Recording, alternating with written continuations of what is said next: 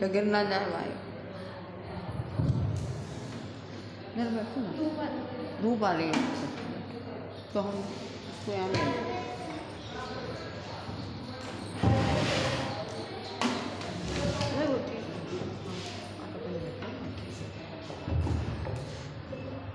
तुम किनारे बैठो, हम किनारे बैठो। चल अभी लोग हाथ जोड़ लेंगे। हे वीर पादो प्रणमन्ति नित्यं ध्याने तथा संयमयोग युक्ता ते भीत शोका हि भवन्ति लोके संसार दुर्गम विषमं तरन्ति संसार दुर्गम विषमं तरन्ति। रो शांतिनाथ भगवान की, महावीर भगवान की, परम पूज्य उमेष्ठी आदि सागर जी महाराज की, परम पूज्य उमेष्ठी श्री शांति सागर जी महाराज की, परम पूज्य श्री महावीर जी महाराज की, परम पूज्य उमेष्ठी श्री विमल सागर जी महाराज की, परम पूज्य श्री सन्मति सागर जी महाराज की, परम पूज्य इंद्रनंदी जी महाराज की जय। परम पूज्य प्रथमुनि ज्ञान चिंतामणि विजयवती माता जी की, परम पूज्य मोहन प्रभा माता जी की,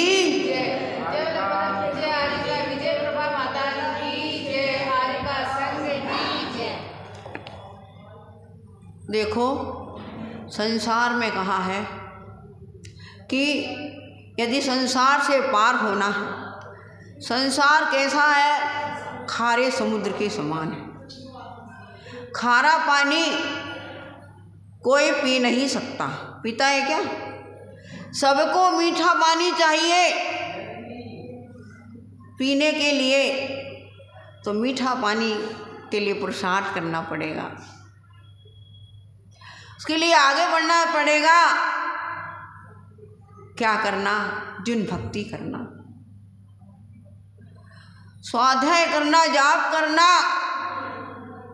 तब हम संसार से पार हो सकते हैं। नहीं तो खारा पानी पीते आए और खारा पानी पीते चले जाएंगे। तो भैया हमको मीठा पानी मिले भगवान, तो हम संयम धारण कर रहे हैं, त्याग करेंगे तब मीठा पानी मिलेगा, दाड़िम का रस मिलेगा। माता जी बनोगी तो क्या मिलेगा? है अनार का रस। घर में बना के खूब पीते हो, लेकिन उसमें मज़ा नहीं आता है। और माता जी बन के पियोगी है तो क्या होगा? आनंद आएगा। त्याग में बहुत आनंद है। घर में तो आपको अपने हाथ से निकाल के फिर पीना पड़ेगा, और यहाँ तो बना बनाया मिलता, बढ़िया ऊंचे आसन में विराजमान होते हैं और बढ़िया मिलता है, कुछ काम भी नहीं करना पड़ता है। तो ये त्याग की महत्ता है। तराजू के दो पल्ले होते हैं, जिसमें सामान रखा जाता है वो पल्ला नीचे जाता है, और जिसमें सामान नहीं होता है वो कहाँ? ऊपर चला जाता है। तो हमको नीचे जाना है ऊपर जाने करे, ऊपर जाना है, ऊपर जाना है तो भैया पैसा पुरुषार्थ करना, धर्म पुरुषार्थ करो। और नीचे जाना है तो काम पुरुषार्थ करो, तो नीचे मिल जाएगा आप। वहाँ सागरों की आई, ऊपर भी सागरों की आई, और स्थायी सुख कहाँ मिलेगा? स्वर्ग का सुख स्थायी सुख नहीं है। स्थायी सुख कहाँ है? मोक्ष में है। तो आज नवरात्रि चल रही है, आप लोग पहले सब लोग, जब माता जी का ज़माना था, हम छोटे छोटे आए थे घर से, और हमको मालूम नहीं क्या देवी क्या देवता, हमको कुछ नहीं मालूम। तो माता जी ने कहा कि लोग मिथ्यात्व में जाते हैं पूजने के लिए, मिथ्या दृष्टि देवी देवताओं को पूजने के लिए जाते हैं। तो ऐसा करो कि अपने सम्यक दृष्टि देवी देवता हैं उनका सम्मान करो, उधर जाते हो, उधर उनका भी सम्मान करते हो, उनकी पूजा करते हो। हमारे देवी देवता हैं, इनका तुम सम्मान कराओ तो कम से कम मिथ्या से वो बच जाएंगे।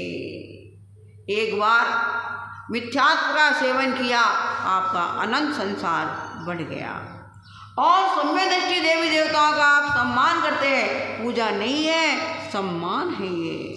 आपके घर में बेटी बहन आती है, आप भाई के घर में जाते हो तो कहता बहन हमारे घर आए हो तो लो साड़ी ले लो, गहना ले लो, हैं? आप कहते नहीं नहीं आप भी थोड़ा ले लो, तो भाई बहन में बंटवारा हो जाएगा। तो उसमें एक कथा आती है, तो एक सेठानी थी तो उसने व्रत लिया, सावन शुक्रवार हम करेंगे, और व्रत लेकर के घर गई। सबने घर वालों ने निंदा किया उसका कि व्रत नहीं करना अपने को। क्या है देवी देवता लोग कहते हैं ना, क्या देवी देवताओं को ध्यान पूजना, क्या करना। ठीक है, आपका कहना बिल्कुल सही है, जो काम वीतरागता से होता है वो सरागता से नहीं होगा। लेकिन जो जिस वेश में है, मुनि महाराज निर्वस्त्र है, उनकी पूजा वैसी, हम साड़ी में है तो हमारी पूजा वैसी होगी। तो भगवान जिस रूप में है, वीतरागता रूप में है, उनका हम वैसे सम्मान पूजा करते हैं। और देवी देवता जिस रूप में है, भाई आप साधर्मी भाई हो, आपके ऊपर कोई संकट आया तो आपके बाजू में साधर्मी भाई रहते हैं, भैया हमारे वो संकट, आप हमारी सहायता करना है। अगर आप नहीं कहे तो नहीं आएंगे। देवी देवताओं का हम सम्मान करते हैं कि डर भी धर्म पर रक्षा हो, संकट आवे आप हमारी सहायता करना, हमारे ऊपर संकट आवे। जब जब संकट आया, भगवान तो कुछ बोलते नहीं है, जब जब संकट आया, मुनि महाराजों के ऊपर संकट आया, भगवान को वो उपसर्ग हुआ, देवी देवताओं ने निवारण किया। सीता महारानी के ऊपर माता जी रोज बताती है, सीता महारानी के ऊपर उपसर्ग आया, अंजना के ऊपर, अनंगसरा के ऊपर है, तो किसने दूर किया है? देवी देवताओं ने ही दूर किया। तो हम उनका सम्मान करते हुए, हमारे ऊपर संकट आवे तो आप हमारी सहायता कर देना। इसलिए हम आपको जय जिनेंद्र करते हैं, नमस्कार करते हैं, जो जिसकी जैसी भाषा। तो क्या हुआ, उस सेठानी के घर में जब व्रत की निंदा हुई तो क्या घर में दारिद्रता आ गई, और ऐसा हो गया कि एक समय खाने को दूसरे समय खाने को नहीं दिया। व्रत भंगे भवे भवे, एक बार लिया हुआ व्रत यदि भंग हो जाता है तो भवों में संसार में घूमना पड़ता है। इसलिए छोटा भी व्रत लो तो क्या श्रद्धा पूर्वक उसका पालन करो। छोड़ दिया, घर वालों का ये अपना व्रत नहीं, अपने को नहीं करना, छोड़ दिया, ठीक है, दारिद्रता आ गई, लक्ष्मी आ गई, घूम रहे सारे में, लेकिन कोई व्यापार नहीं चल रहा है। और जिस व्यापार में हाथ लगाते हैं वो व्यापार उसे दूर हो जाता है।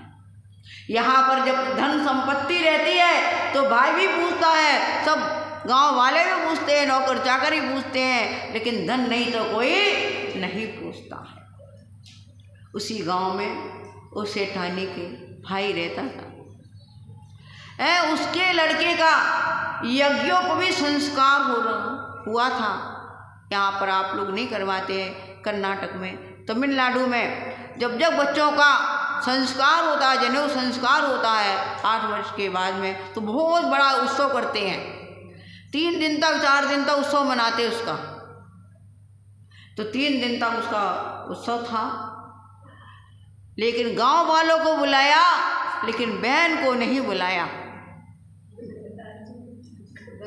है, बहन को नहीं बुलाया। सोचने लगा मेरी बहन गंदे संदे कपड़े पहन कर आएगी, उसके पास सोने के आभूषण नहीं है, कुछ नहीं है, तो लोग मेरे को क्या कहेंगे, कैसी बहन इसकी। वो बड़ा सेठ था उसका भाई। चलो आप सब लोग खाना खा खा के इसके दरवाजे के सामने से निकल रहे डकार लेते हुए। क्या हुआ?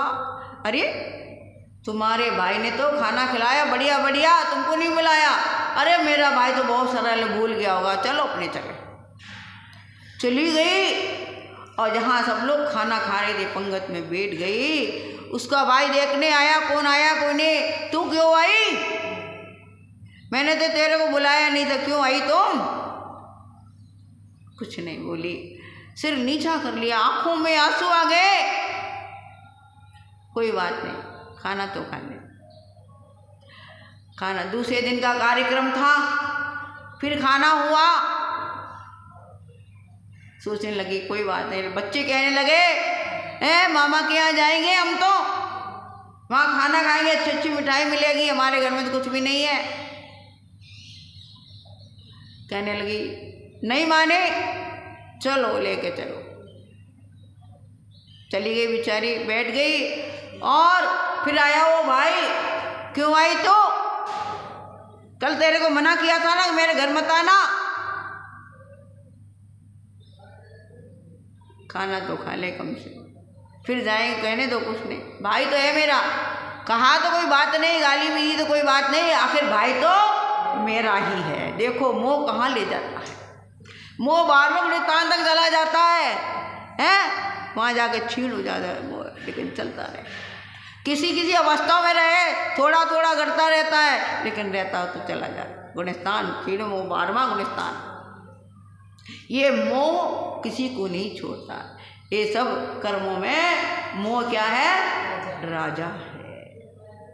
तीसरे दिन फिर हुआ है। सोचने लगी कोई बात नहीं है, बहन भाई ने कह दिया अपने तो चलो। चली। तीसरे दिन उसके भाई ने क्या किया, जैसे ही बेटी उसका हाथ पकड़ के बाहर कर दिया घर के बाहर। मन में इतना दुख हुआ कि आज मेरे पास पैसा होता तो ये भाई मेरे को ऐसा नहीं करता। गई पार्श्वनाथ भगवान के मंदिर में और पार्श्वनाथ भगवान की स्तुति की। बाजू में पद्मावती माता की मूर्ति स्थापित थी। भगवान की पूजा करने के बाद माता के सामने गई और कहने लगी, माता मैंने आपका व्रत भंग किया है, अब मैं कभी जिंदगी में ऐसा काम नहीं करूँगा, मैं व्रत लेती हूँ आपका, आप मेरी सहायता कीजिए, मैंने बहुत गलती की, अब ऐसा कभी नहीं लिखूँ। और पड़ गई उनके चरणों में, रोती रही 2 घंटा 4 घंटा दिन तक। क्या करें? धर्मेंद्र का आसन कंपायमान हो गया कि पार्श्वनाथ भगवान के ऊपर, भक्त के ऊपर संकट है, उसका निवारण करना चाहिए, नहीं तो धर्म के ऊपर से लोगों की श्रद्धा घट जाएगी। जैसे उसको याद आया घर में बच्चे भूखे बैठे होंगे, 4 घंटा हो गया मेरे को तो यहाँ आए, और उठती है, देखती है पद्मावती की मूर्ति हंसती हुई दिखती है उसको, भगवान की नमस्कार करती है। शांतिनाथ भगवान हम रोज देखते हैं, जब भी शांति धारा होती है तो माथे में वो पानी की बिंदु मोती के जैसे चमकती है। ये भी एक शांतिनाथ भगवान का चमत्कार है। 6-7 दिन के पहले जोधपुर से भैया आए थे। वो कहने लगे माता जी मंदिर का दर्शन करा दो। तो मैंने कहा चाबी रखी, आप चले जाओ। बोले मैं अकेला नहीं जाऊंगा मंदिर में, मैं अकेला नहीं जाऊंगा, आप चलो मेरे साथ में। तो कहा माता जी हम दोनों गए, ताला खोला, जैसे भगवान को नमस्कार किया, वो बिंदु चमक रहे। बोलो ये क्या माता जी, बिंदी लगाई क्या भगवान को? मैंने कहा नहीं, ये भगवान का अतिशय है, आप देख लो। ये हर समय हर किसी को नहीं दिखता है, जो पुण्यात्मा रहता, भक्त रहता, उन्हीं को दिखता है। अभी किसी बहुत लोगों को नहीं मालूम, बहुत लोग देखते हैं शांति धारा, लेकिन किसी को ऐसा एहसास नहीं होता। तो हम जब शांतिनाथ की मूर्ति देखते हैं, शाम को बैठते हैं, शांत, बिल्कुल शांत रहता है, तो ऐसी भगवान की मुद्रा ऐसी लगती है जैसे वो बात कर रहे हो हमसे, और मन ऐसा लगता है कि वही बैठे रहे। और किसी रोज़ जाते, रोज़ माला फेरते वहाँ बैठ करके, बहुत मन में एकदम शांति होती है। कोई भी रोग शोक होता है, शांतिनाथ भगवान से कहते भगवान आपके आपके दरबार में आए, हमारा कुछ नहीं होना चाहिए, दूर हो जाता। और सिर में दर्द हुआ, आपको संभालना है, हम नहीं जानते। आए बैठे, माला फेरी, सिर का दर्द दूर। वो घर में गए तो क्या देखती है, बच्चे तो अच्छे अच्छे कपड़े पहनकर घूम रहे हैं, खाद्य सामग्री के कोठे भरे हुए हैं और पकवान मिष्ठान रखे हुए हैं, एक जगह आभूषण रखे हैं, साड़ियाँ रखी हुई हैं। ये क्या? विचार करने लगी, मैंने पार्श्वनाथ भगवान की भक्ति की तो उनके जो भक्त हैं, मैं भी भक्त हूँ, आप भी भक्त हो, तो भक्त भक्त का संकट दूर करता है। बस मैंने यही पद्मावती माता ये चमत्कार है। हमारे यहाँ भी देवी जी छोटे हैं लेकिन चमत्कार मोटा है। ने एक दिन बताया था, हम लोग जा रहे थे, रास्ते में रास्ता भूल गए, पूछा गांव वाले को तो रास्ता गलत बता दिया और चले गए जंगल में।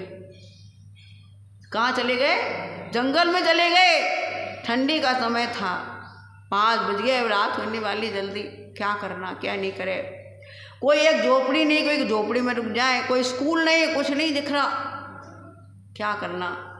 माता बोली क्या करना, यहीं बैठो, नमोकार मंत्र का जाप करो, पार्श्वनाथ भगवान को ज़्यादा श्रद्धा, उनके मंदिर में पार्श्वनाथ भगवान है तो पार्श्वनाथ भगवान के ऊपर ज़्यादा हम कहे चलो, हम तो पंच परमेष्टि के भक्त हैं। नमोकार मंत्र पढ़ा और देवी जी को आशीर्वाद दिया कि माँ कोई गलती हो गई है क्या हम लोगों से, कहाँ आ गए हम, अब आपको संभालना है हमको। थोड़ी देर में क्या होता है, एक औरत आती है, अच्छी सजी धजी लाल साड़ी पहनी हुई, और कहती है कहाँ जाना है आपको। कोई गांव का मालूम नहीं, हमारे जहाँ गाड़ी खड़ी होगी वहीं जाएंगे हम तो। अच्छा आप रास्ता भूल गए हो, गाड़ी तो मेरे गांव में खड़ी है, मैंने तुम्हारा गांव कहाँ है, तो कुछ नहीं दिख रहा है यहाँ तो, बिना कुछ नहीं, कितने किलोमीटर तक कुछ नहीं दिख रहा हमको। बोली देखो मैं 5 मिनट में आती हूँ, मैं तुमको तुम्हारे पास पहुँचाए। सब गाड़ी वाले हम लोगों को ढूंढ रहे हैं, माता जी कहाँ चले गए। कोई बात नहीं, थोड़ी देर में आई, दीपक लेकर के आई, इतना बड़ा दीपक लेके आई, और दीपक इतना अच्छा जल रहा, और कह रहे मेरे पीछे आ जाओ सब लोग, मैं अपना गांव, आपके गांव का रास्ता बता देती हूँ, जहाँ आपकी गाड़ी खड़ी वहाँ तक आपको पहुँचा दूँगी मैं। है गए हम लोग, चारों जने गए उसके पीछे पीछे, एक 5 मिनट में जहाँ गाड़ी खड़ी थी वहाँ पहुँचा दिया उसने। और 5-10 किलोमीटर तो कुछ दिख ही नहीं था, ना गांव दिख रहा था ना कुछ, कहाँ से कहाँ आई और कहाँ पहुँचा दिया। तो विमल प्रभा माता जी का भी ये अतिशय है, पद्मावती माता पार्श्वनाथ भगवान का ये अतिशय है। कितनी बार क्या क्या हो चुका, लेकिन सहायता ये करते हैं। गाड़ी फंस गई, गाड़ी जहाँ ड्राइवर को पानी दिख रहा वहाँ तो रेत है, जहाँ रेत देखे उसको वहाँ पानी है, उसने गाड़ी घुरा दी, अब गाड़ी रेत में फंस गई। अब सेलम वाले आए भैया, कहने लगे क्या माता जी चैत का महीना नवरात्रि चल रही है, आपने देवी जी को कुछ कराया नहीं, देवी जी को प्रसाद नहीं चढ़ाया क्या, या बिहार हो रहा, हम तो ध्यान ही नहीं हमको कि नवरात्रि भी आ गई। बोले ऐसा करो मैं प्रसाद लेके आता हूँ, आप चढ़वा दो, मंदिर है। चढ़ाया और नारियल फोड़ा उनके सामने, और ड्राइवर से कहा गाड़ी में बैठ जा। गाड़ी स्टार्ट, गाड़ी ऐसी हो गई, टेढ़ी हो गई गाड़ी फंसने के बाद में।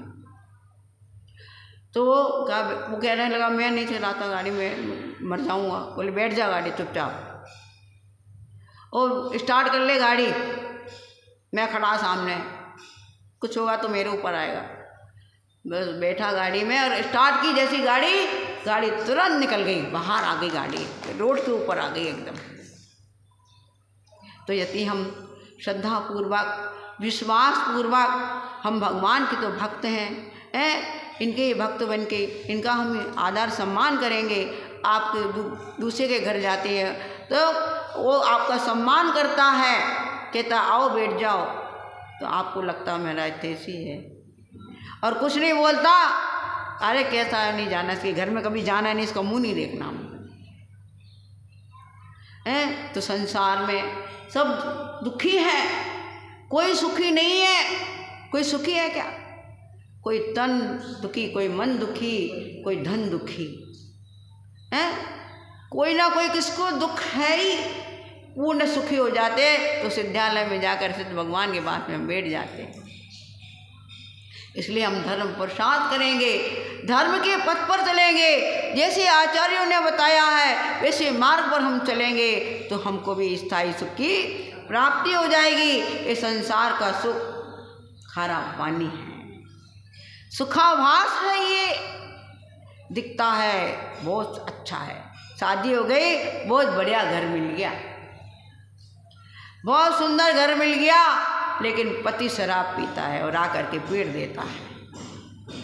कहाँ का सुख है? क्या कोई सुख? बहुत बढ़िया साड़ी पहना दी सासू ने, जेवर पहना दिया, लेकिन जिससे सुख होना चाहिए, जिसका सौभाग्य हमने लिया है, वो सुख नहीं दे रहा है तो क्या फ़ायदा तेरे घर में आने के बाद? वो भी ठीक अच्छा मिल गया, लेकिन साधु खराब मिल गई तो क्या फ़ायदा? ऐसे संसार में नहीं फंसना। आचार्य कह रहे हैं ऐसे संसार को छोड़ो। आप लोग वैराग भावना पढ़ते हैं, जो संसार भी से सुख होता, तीर्थंकर क्यों त्यागे, काहे को शिवे साधन करते, संयम सो अनुरागे। तीर्थंकर चक्रवर्ती होते हैं, उनके पास क्या वैभव की कमी होती है क्या? है, अपने पास उतने एक कण भी नहीं है, लेकिन उन्होंने समझ लिया कि जो सुख संयम लेने में, त्याग में है,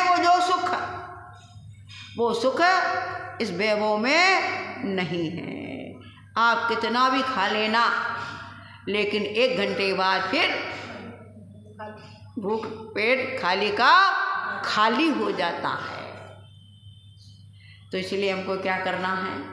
संसार से खारा पानी नहीं पीना है, हमको क्या करना है? मीठा पानी। कहीं जाते हो तो लगता है भैया मीठा पानी मिल जाए तो अच्छा है ना? मीठे पानी की खोज करते हो तो हमको ये संसार खारा समुद्र है, इसको हमको पार करने के लिए संयम नियम को धारण करेंगे, तब तो हम ऊपर उठ जाएंगे।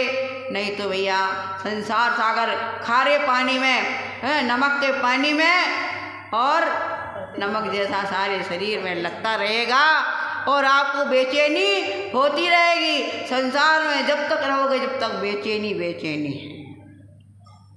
है कि नहीं? कभी शांति से बैठते हो क्या? नहीं बैठते। ये काम करना, वो काम करना, वो काम करना, वो काम करना, बस इसी में लगे रहते हो। और हम देखो कुछ करते नहीं, धरते नहीं, बढ़िया माल खाने को मिलता है, चुपचाप बैठे रहते हैं, कोई काम नहीं हमारा है। तो आप सब त्याग के मार्ग पर चलो।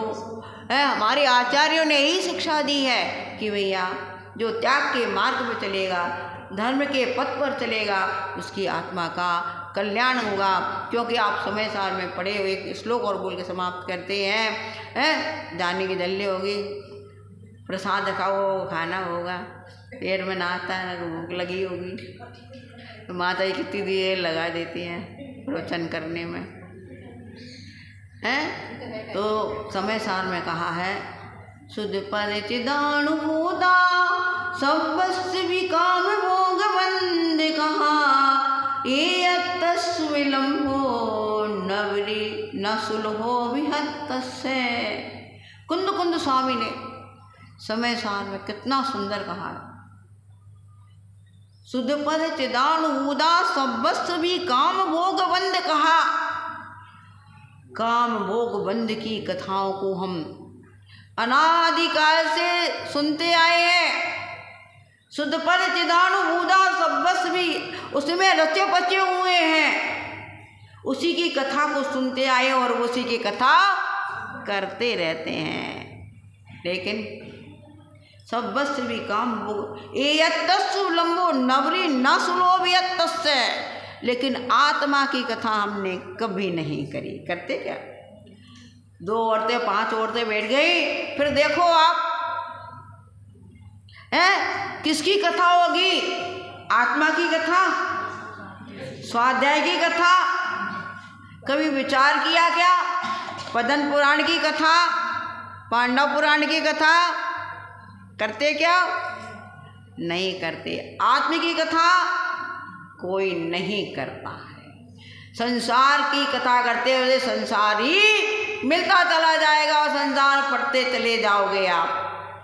इसलिए अब भगवान से प्रार्थना करो, शांतिनाथ भगवान से, पाशनाथ भगवान से प्रार्थना करो, भगवान अब मैं इस पर्याय में तो फंस चुकी हूँ, लेकिन अगली पर्याय मिले जब हम हैं तो हम आरिका माता बनके, जब तक आरिका नहीं बनोगी जब तक स्त्रीलिंग का छेद नहीं होने वाला है। होगा क्या? नहीं होगा। तो अगली पर्याय में हम ऐसा हमारा वैराग्य बने, ऐसा त्याग की भावना बने कि हम आरिका बन जाएं। तमिलनाडु में बेलख्याल एक गांव है, वहाँ आरिकाओं की यूनिवर्सिटी थी। 1 लाख आरिकाएं वहाँ पढ़ती थी। अब बोलो 1 लाख, यहाँ 3 का ठिकाना है, वहाँ 1 लाख का कहाँ ठिकाना होगा? तो वहाँ पर बाजू के गांव में 2 सेठ थे, चट्टभूपाल और रट्टभूपाल। वो दोनों सेठ क्या करते? वहाँ तो दूध बहुत होता है, तो दूध अपने गांव से भर भर के ले आते, कढ़ाइयों में चौका लगाते और क्या करते? चावल की रोटी बेल बेल कर उसमें डालते जाते दूध में।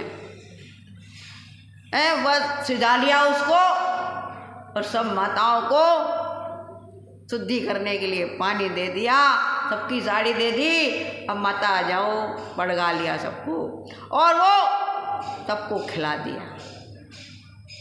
और जाइए, आपका रत्नात्रय कुशल हो, आपका धर्म ध्यान अच्छी तरह चले। आप गुफा में बैठकर धर्म ध्यान करिए।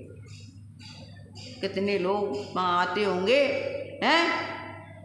आहार देने के लिए, हमको आहार देने के लिए इन्हें गिने लोग आते हैं। 1 लाख आरिका होंगी तो एक आदमी को तो एक चाहिए कम से कम 2-3 लाख कम से कम 2-3 लाख तो आना चाहिए।